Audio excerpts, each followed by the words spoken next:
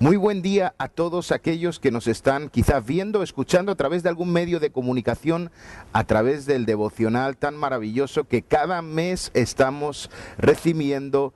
Tiempo con Dios es vida viva. Estamos inmersionados en Hechos de los Apóstoles, unos pasajes que nos habla de cómo era la primera iglesia. Y la verdad que yo tengo muchas ganas de parecerme cada día más a esta primera iglesia, y mi oración es: Señor, que yo pueda ser un hombre como aquellos hombres eran. En un instante vamos a estar leyendo el pasaje de hoy y vamos a estar meditando en las Escrituras, así que en un instante regresamos en Tiempo con Dios, es vida viva. Hechos 6, 8 al 15. Y Esteban, lleno de gracia y de poder, hacía grandes prodigios y señales entre el pueblo.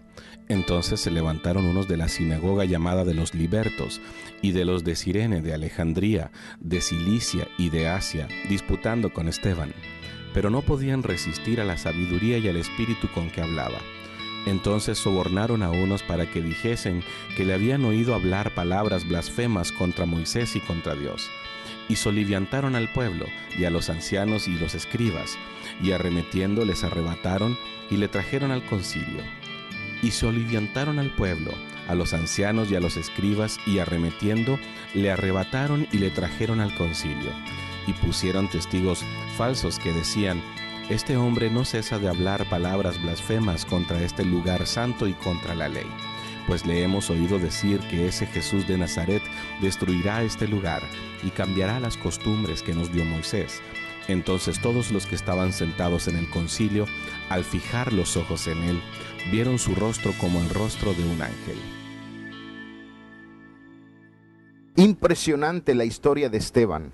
Todos sabemos lo que sucedió porque lo hemos leído muchas veces, ¿no? Que, bueno, finalmente murió, fue apedreado, o lo que hoy le dicen lapidado, ¿no? Pero qué hermoso el testimonio en la vida de Esteban, y yo me fascino con estos hombres de la iglesia primitiva. Ellos eran unos superhéroes de verdad, ellos eran gente totalmente diferente, era gente que tenía un poder y algo impresionante de parte de Dios. Y qué bueno que podamos usar a Esteban para que hoy podamos decirle: Jesús, queremos ser como Esteban, queremos tener ese nivel de entrega, ese nivel de pasión, ese nivel de adoración que él podía estar viviendo, o que vivió en un cortito periodo de su vida, porque después se fue con el Señor después de que fue asesinado y martirizado. Pero fíjate, dice el versículo 8, dice: Esteban, lleno de gracia y poder. ¿Qué cosa, no? ¿Cómo unir la gracia al poder? Normalmente el poder lo unimos con autoridad, con un grito, con fuerza, con fortaleza. Lo unimos a esto, pero él era un hombre que estaba lleno del poder de Dios, pero que también estaba lleno de la gracia de Dios, ¿no? Y qué impresionante es ver esta combinación tan poderosa y tan maravillosa, que es el poder de Dios, donde vemos milagros, donde vemos cosas impresionantes, pero también la gracia de Dios sobre nuestras vidas, donde sabemos que no somos nosotros, sino que es Él haciéndolo a través nuestra, que es Él haciendo aquello sobrenatural y poderoso, es Él el que lo hace, ¿no? Se cruza con un montón de gente religiosa, de la sinagoga, dicen, de los libertos. Los libertos eran unos hombres que habían sido esclavos del pueblo de Dios, pero después habían sido libertados por alguna razón, y ahí crearon su sinagoga. En aquel tiempo se creaban las sinagogas por los idiomas que hablaban. Algunos eran griegos, o sea, eran judíos que hablaban griego, hablaban latín, hablaban diferentes, y creaban estas sinagogas.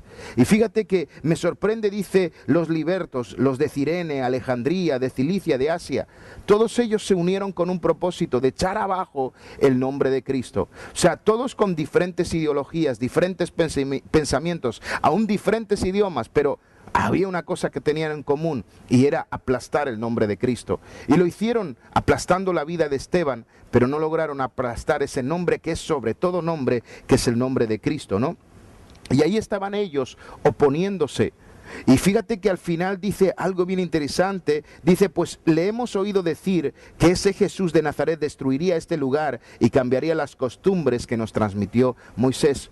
Toda su guerra eran sus costumbres, eran que ellos querían tener control de todo lo que estaban haciendo, ellos querían seguir siendo los líderes, no quería que nada se les saliera del control, que si Dios tenía que sanar a alguien fuera a través de ellos, que si Dios tenía que salvar a alguien fuera a través de ellos, todo tenía que estar perfectamente controlado y hecho a través de ellos. Y esa fue la gran batalla, y finalmente esa es la gran batalla que los religiosos tienen contra aquellos que están apasionados. El apasionado sabe que Dios se puede mover en cualquier lugar. Aquel que es hiperreligioso es aquel que dice, no, Dios se va a mover cuando nosotros demos la indicación, y en ese momento se va a mover Dios.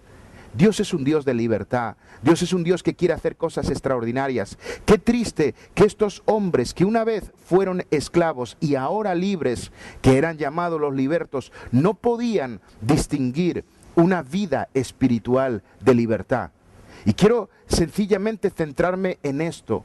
¿Cómo es posible? Esteban, donde quiera que había, se convertían las multitudes, los enfermos eran sanados, Dios comenzaba a hacer prodigios, sin un ritualismo, sin un marco, sin absolutamente una forma.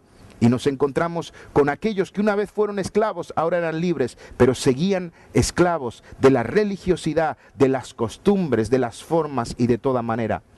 Así que vemos a un Esteban que comenzó a hablar con ellos, y fíjate qué tremendo cómo era Esteban. Ellos hablaban de su doctrina, de su costumbre, de lo que ellos hablaban de su carne y discutían con él, pero dice que Esteban hablaba lleno del Espíritu Santo, dice que hablaba sabiduría del Espíritu. Él transmitía lo que el Espíritu Santo estaba poniendo a su corazón. Y qué apasionante es vivir una vida cristiana de esta manera. ¿Sabes? Se hace tremendamente relevante, pero por supuesto, la verdad llega y hay dos reacciones. La primera reacción puede ser la de salvación, como ocurrió versículos antes, muchos se convirtieron, pero la segunda puede ser de rechazo. Déjame que te diga algo, las dos reacciones son reacciones que se producen a la palabra de Dios. Las dos son buenas, la de rechazo es buena y la de conversión también. Lo malo es si no sucede nada. Quiere decir que nuestro mensaje está hueco. Pero si nuestro mensaje produce rechazo, es que el Espíritu de Dios está hablando. Pero si nuestro mensaje produce conversión, el Espíritu de Dios está hablando. Tremendo. En una fracción muy pequeña, el mensaje de Esteban convirtió a muchos, pero ahora nos encontramos con un mensaje que rechazaron otros y finalmente murió apedreado. Dice que al final del todo, y quiero quedarme con estas palabras de este gran hombre que era Esteban, dice que lo contemplaban, lo miraban y veían en él el rostro de un ángel. Lo veían como un ángel. La gloria de Dios estaba sobre Esteban. Yo quiero ser como Esteban. Quiero poder combinar el poder con la gracia de Dios. Quiero solamente hablar aquello que el Espíritu transmita a mi ser. Para no crear una discusión, las discusiones nacen en la carne, pero la palabra que produce rechazo o conversión nace en el Espíritu. Y finalmente que la gente pueda ver en mí la gloria de Dios. La vieron en Moisés, ahora Dios se la estaba manifestando a ellos a través de la vida de Esteban, pero no pudieron verla. La misma gloria que un día estaba sobre el rostro de Moisés, que tenía que cubrirse, ahora estaba sobre la vida de Esteban y no quisieron reconocerlo. Yo quiero ser como uno de esos hombres. Yo no sé tú hasta dónde queremos llegar, pero entiendo por leyendo esto en esta mañana que tengo mucho que avanzar, que tengo mucho que correr y tengo mucho que hacer para llegar a ser como este hombre. A veces como pastores, en este caso yo, buscamos tener resultados, buscamos crecer, buscamos multiplicarnos. Pero ¿qué ocurre con nuestro ser interior? Yo quiero combinar la gracia y el poder. Quiero hablar del Espíritu y quiero que la gente vea la gloria de Dios en mi vida como la vio en Esteban y la vio Moisés. ¿Por qué no oramos un instante? Padre Celestial, te damos gracias, Señor, por mostrarnos estos héroes que tú formaste a través de tu gracia y de tu misericordia. Señor, queremos poner nuestras vidas delante de tu presencia para que hagas algo nuevo, para que podamos ser como estos hombres, para que podamos crecer para ti. Y Señor, de todo darte la gloria, la honra y la alabanza. Queremos bendecir a cada persona en este día, Señor, declarar sobre ellos milagros, prodigios, maravillas, nuevas situaciones, Señor. Señor, y que hoy podamos crecer un poquito más para ser más como tú, Jesús. En el nombre de Jesús. Amén. Desde España te bendigo. Soy el pastor Samuel Justo. Dios te bendiga.